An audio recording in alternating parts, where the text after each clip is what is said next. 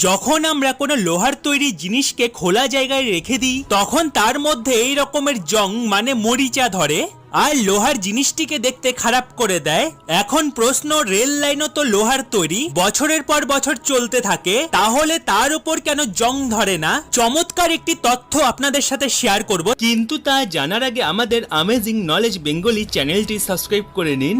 আর আমাদের amazing knowledge Bengali চ্যানেলের video audio অন্য অনেক নকল চ্যানেলেই ব্যবহার করা হয়, তাই আপনারা আমাদের আসল চ্যানেলটি সাবস্ক্রাইব করবেন। দেখুন, যে কোনো লোহার জিনিসের ওপর তখনই জং ধরে যখন সে অক্সিজেন আর ময়েশ্চারের কন্ট্যাক্টে আসে, কিন্তু রেল লাইন তো 24 ঘন্টা হাওয়া, জল, বরফের স্পর্শে থাকে, তাহলে এর ওপর কেন জং ধরে না?